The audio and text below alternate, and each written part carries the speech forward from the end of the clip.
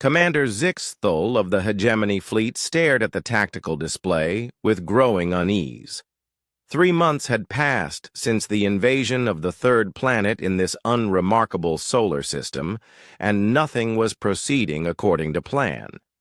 "Status. Report," he commanded, his 4 arms gesturing impatiently at the holographic readouts surrounding his command throne. Lieutenant Veltar, his tactical officer, approached with visible hesitation.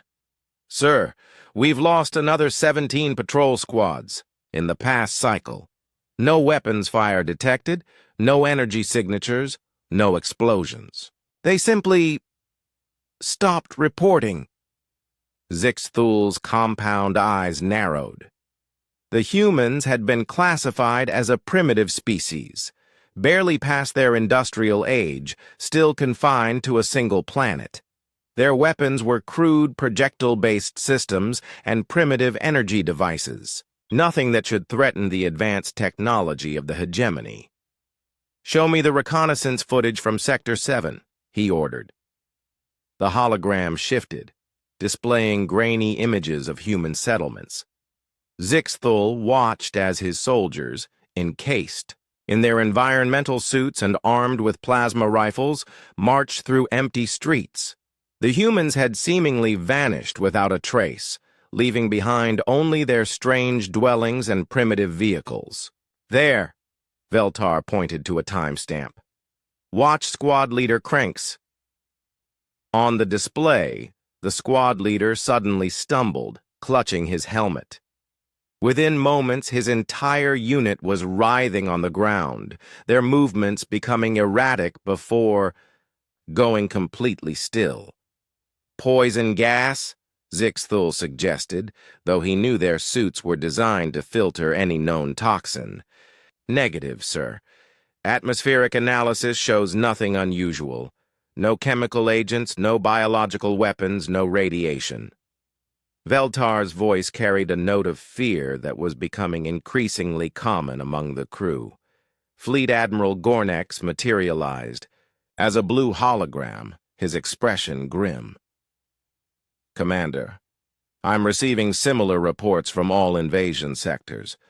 We're losing troops at an unprecedented rate, and our scientists cannot identify the cause." Zixthul leaned forward. "What do the captive humans say during interrogation?" "That's another problem, sir." The Admiral's image flickered.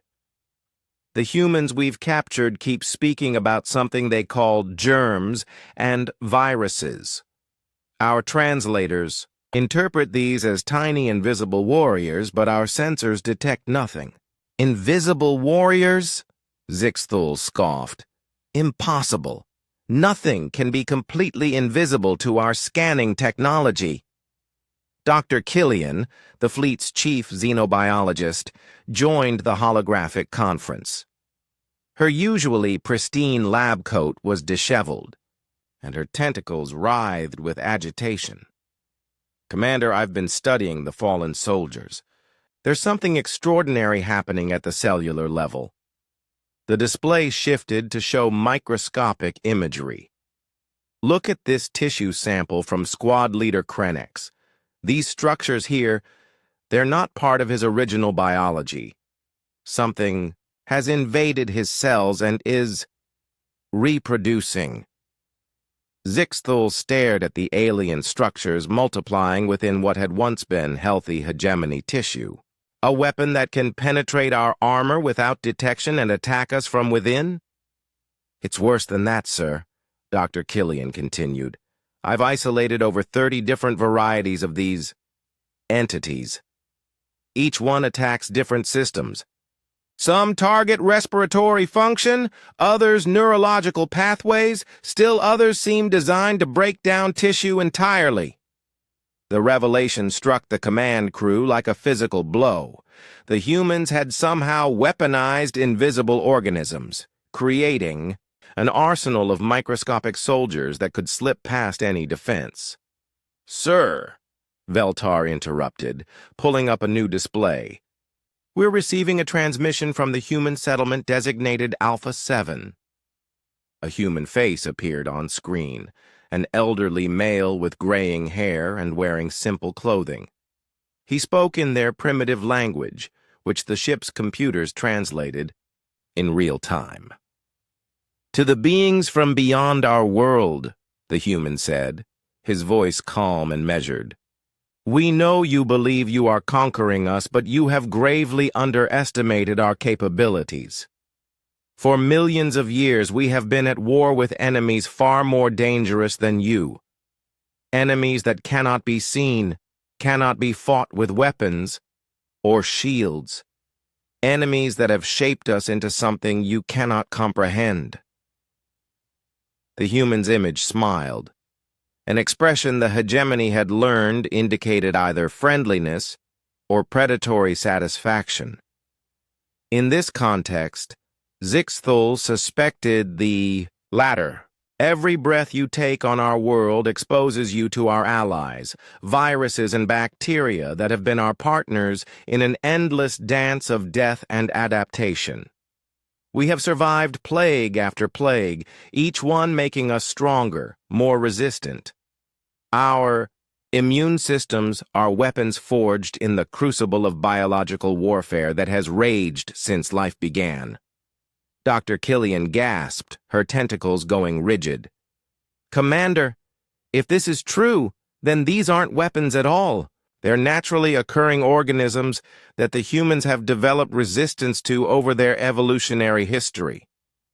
"But that would mean," Zixthul began. "That we never had a chance," Admiral Gornex finished grimly. "Our sterile ships, our filtered environments, our advanced medicine, none of it prepared us for a biological battlefield that's been raging for eons." The human on the screen continued. "You came here expecting to face our missiles and bombs, our ships and soldiers. But Earth's greatest weapon isn't something we built. It's something that built us.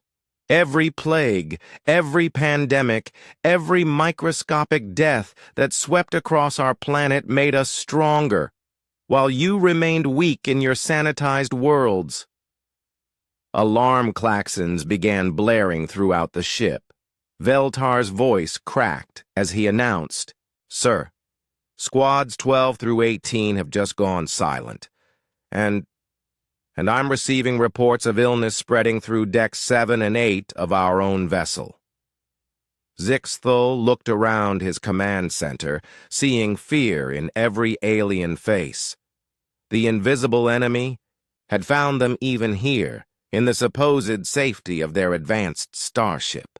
The human's final words echoed through the bridge. "We don't need to fight you. We just need to wait. Earth itself will do the rest." As emergency lights bathed the command center in red, Commander Zixthul realized that the hegemony had encountered something beyond their understanding, a weapon forged not in laboratories or factories, but in the crucible of evolution itself. Humanity's greatest strength wasn't their technology or their courage.